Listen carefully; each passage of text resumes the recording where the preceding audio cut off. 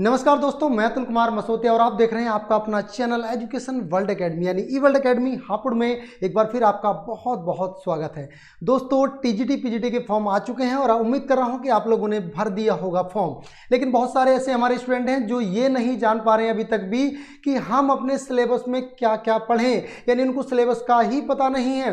तो दोस्तों आज मैं कॉमर्स टीजीटी यूपी टीजीटी का जो कॉमर्स का सिलेबस है उसको पूरे बेहतर तरीके से आपके सामने एक्सप्लेन करूंगा, एक एक कॉन्सेप्ट को क्लियर करूंगा कि आपको क्या पढ़ना चाहिए, कहां से पढ़ना चाहिए, कौन कौन सी बुक्स आपके लिए बेहतर होंगी। तो दोस्तों इस वीडियो के अंत तक बने रहेगा, ये वीडियो आपको बहुत ज्यादा गाइडेंस देगी। यकीन मानिए 2020 की में तैयारी जो आपकी स्टार्ट होगी और जो आपका अप्रैल या मई में जाकर आपका पेपर होगा टीजीटी का, उसमें आपको सफलता दिला सकती है। ठीक है, देखिए दोस्तों ये मैंने खुद अपने हाथों से तैयार किया है और मैंने जाना कि बच्चों को कैसे समझा सकता हूं, कैसे बता सकता हूं। ठीक है, मैंने जो देखा उसका सिलेबस जो है ये आपका सिलेबस है यूपी टीजीटी का।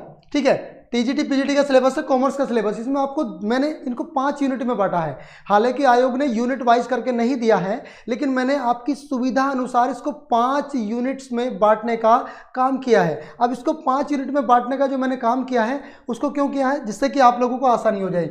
एक आपकी हो जाएगी फर्स्ट यूनिट ये रही, यानी जिसमें आएगा लेखा शास्त्र यानी अकाउंट्स के बारे में आपको पूछा जाएगा, अकाउंटेंसी के बारे में आपको पूछा जाएगा। ठीक है, दूसरा आपका यूनिट 2 रहेगा जिसमें आपके सांख्यिकी के बारे में पूछा जाएगा, स्टैटिस्टिक्स के बारे में आपके बारे में पूछा जाएगा, और व्यापारिक संगठन एवं प्रबंधन ये आपकी तीसरी यूनिट हो जाती है। यूनिट नंबर 3 में आपसे क्वेश्चन पूछे जाएंगे व्यापारिक संगठन एवं प्रबंधन यानी बिजनेस ऑर्गेनाइजेशन एंड मैनेजमेंट से क्वेश्चन पूछे जाएंगे। यूनिट 4 आपकी कह रही है कि आप लोगों को अर्थशास्त्र से भी क्वेश्चन पूछे जाएंगे, यानी आपको इकोनॉमी भी आपकी तैयार होनी चाहिए, यानी इकोनॉमिक्स नाम का जो चैप्टर है जो सब्जेक्ट है वो आपको भी तैयार करना पड़ेगा बहुत ही बेहतर तरीके से। ठीक है, यूनिट 5 क्या कह रही है, तो यूनिट 5 कहती है कि आपको करंट अफेयर्स पर आधारित जो वर्तमान में हमारे भारत की स्थिति चल रही है, कॉमर्स में बदलाव को लेकर उस पर भी क्वेश्चन पूछे जाएंगे। तो दोस्तों इसमें आपको बारी बारी से बताऊंगा क्या पढ़ना है।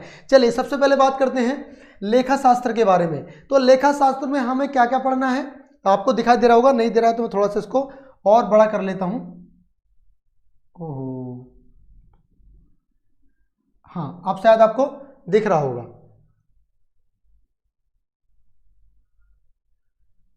ठीक है, देखिए ये आपका लेखा शास्त्र वाला है, लेखा शास्त्र। तो इस लेखा शास्त्र में आपको क्या क्या पढ़ना है समझने का प्रयास करें। इसमें आपको दोहरा लेखा प्रणाली पढ़नी है।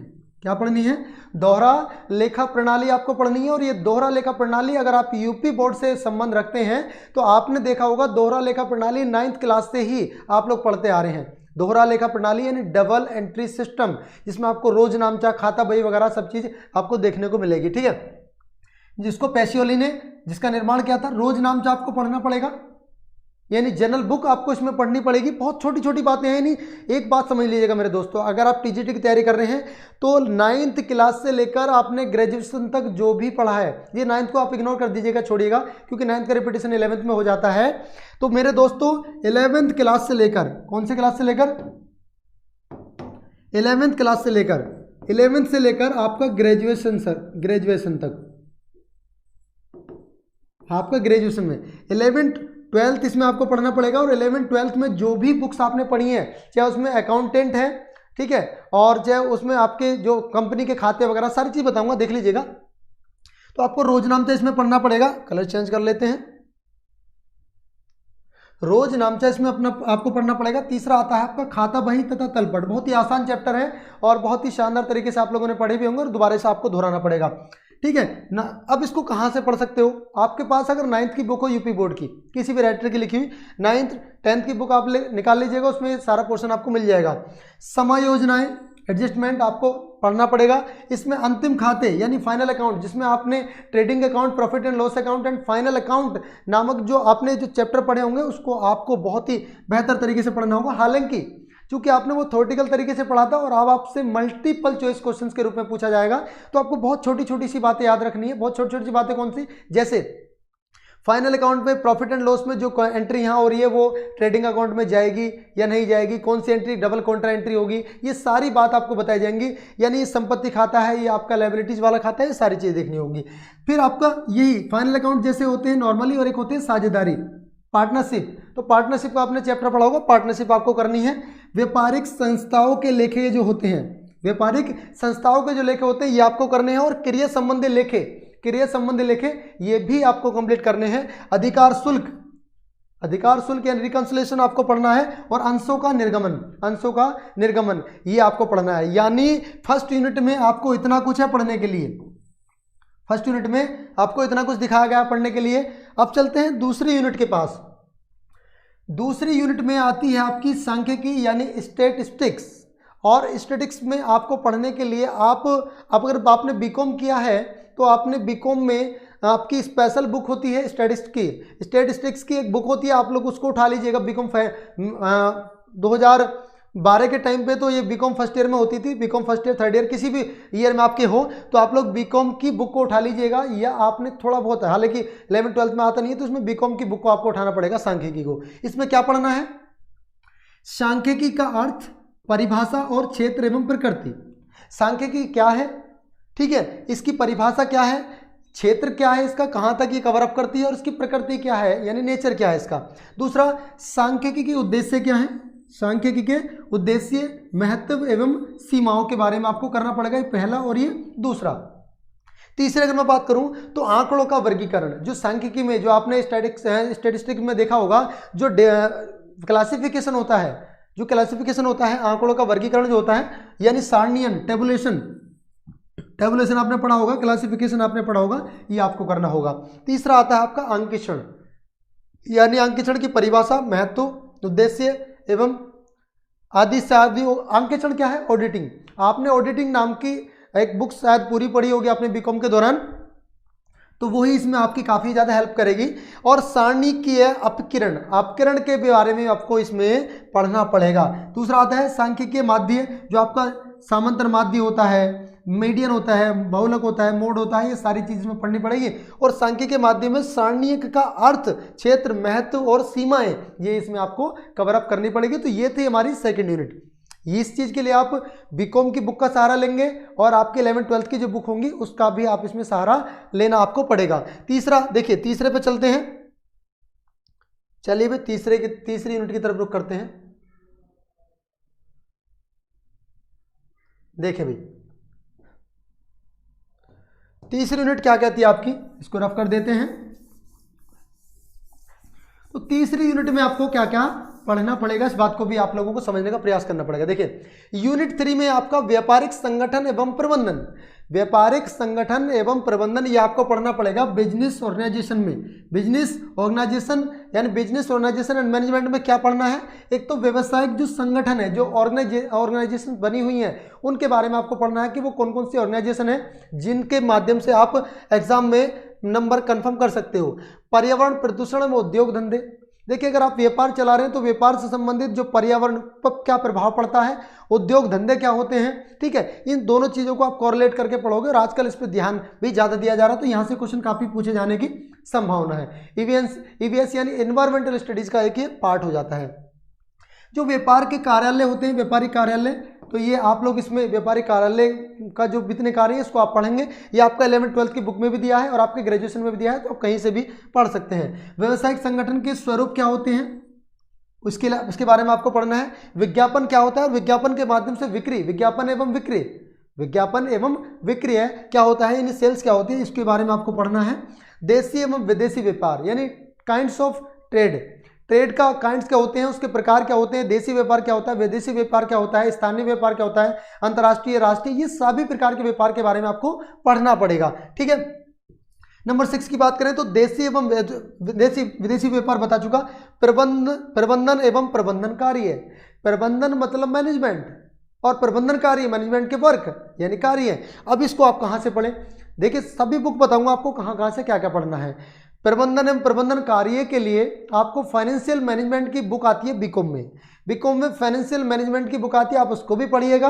और आपकी 11th 12th में आपने बिजनेस ऑर्गेनाइजेशन का एक अलग से सेपरेट बुक होती है, आप लोग उसको भी पढ़िएगा अगर आपके पास बीओ रही है तो, ठीक है। मैथ्स की जगह बीओ रही है तो आप लोग उसको भी पढ़िएगा। नियोजन आपको करना है। स्टाफिंग क्या होती है? स्टाफिंग अभिप्रेरणा, यानी नियोजन, कैसे उसको नियोजन किया जाए, नियोजित किया जाए व्यापार को, और जो आपका स्टाफ है, जो आपका कर्मचारी वर्ग है, उसको आप अभिप्रेरित कैसे करें, मोटिवेट कैसे करें। इट मीन्स द मोटिवेशन वाला चैप्टर भी इसमें ऐड किया गया है, तो इसको भी आप लोगों को पढ़ना है अगर आप एक अच्छे प्रवक्ता के तौर पर बनना चाहते हैं।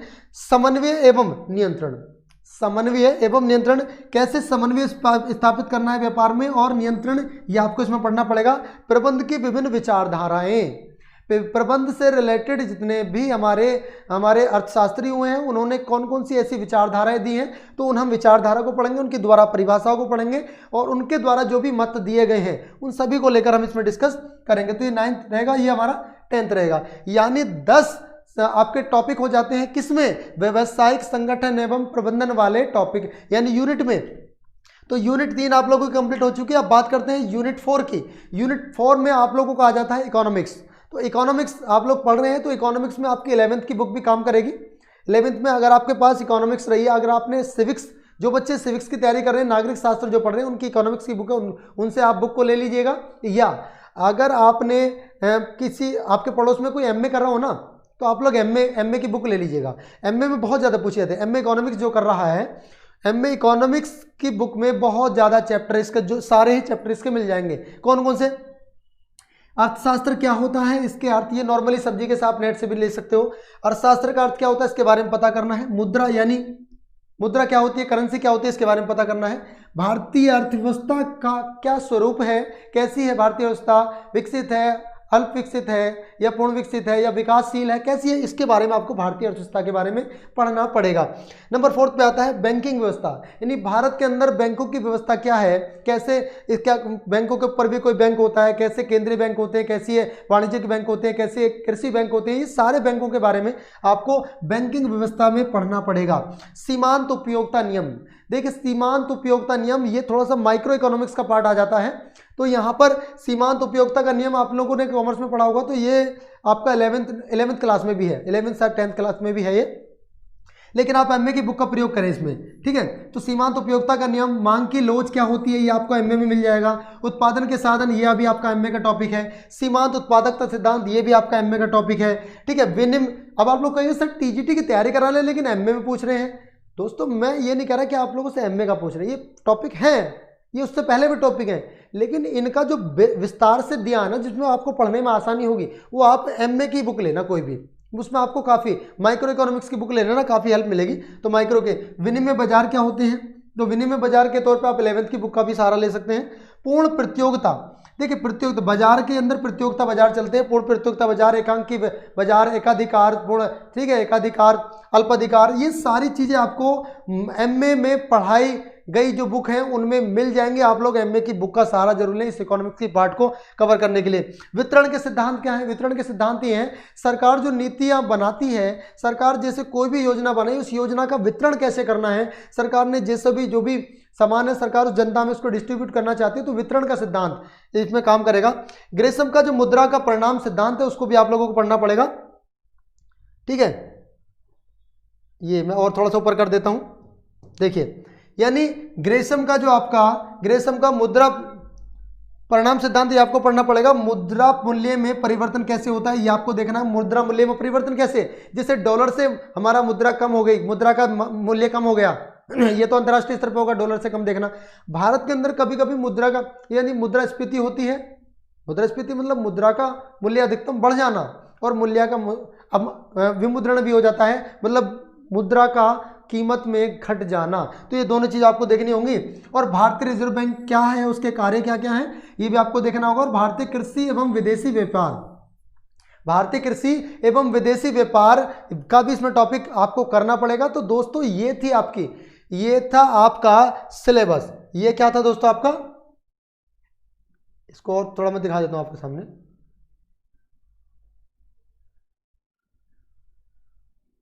देखिए ये आपका सिलेबस था जिसको मैंने आपके सामने डिस्कस किया। आई होप कि आप इस पूरे सिलेबस को इसका एक बार एक स्क्रीनशॉट ले लीजिएगा और इस पूरे सिलेबस को आपको रटना पड़ेगा। यानी पिछले 5 साल में जो आपने डिग्रियां हासिल की हैं, जो आपने 11th में पढ़ा है, जो आपने 12th में पढ़ा है, जो अपना आपने बीकॉम फर्स्ट ईयर में पढ़ा है, बीकॉम सेकेंड ईयर और बीकॉम फाइनल ईयर, ये 5th ईयर का जो भी आपने पढ़ा है उन सभी बुक्स को आप लोग निकाल लीजिएगा और अपनी तैयारी पे जुट जाइएगा। उनके बगैर आपका भला होने वाला नहीं है। हालांकि मार्केट में बहुत सारी बुक अवेलेबल होंगी, उनके माध्यम से भी आप लोग तैयारी करनी है।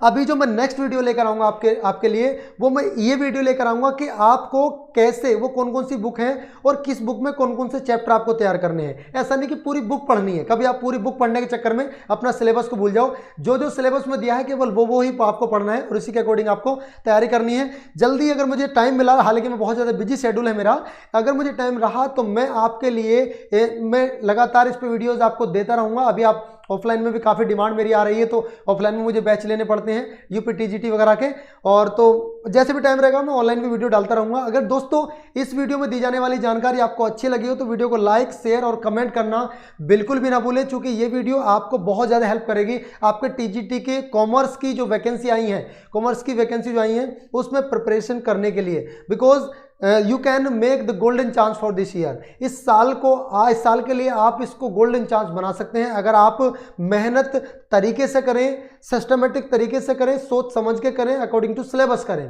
ठीक है, चलिए दोस्तों, इसी उम्मीद के साथ मैं आप लोगों से विदा चाहता हूं। मिलूंगा अगली वीडियो में बेहतर बुक्स सजेशन के साथ, और कैसी स्ट्रेटजी होगी और कैसे कोर्स कॉम्बिनेशन होता है, कैसे सब्जेक्ट कॉम्बिनेशन बनता है, उसके बारे में सारे कुछ डिस्कस करूंगा। तब तक के लिए जय हिंद, जय भारत, खुदा हाफिज।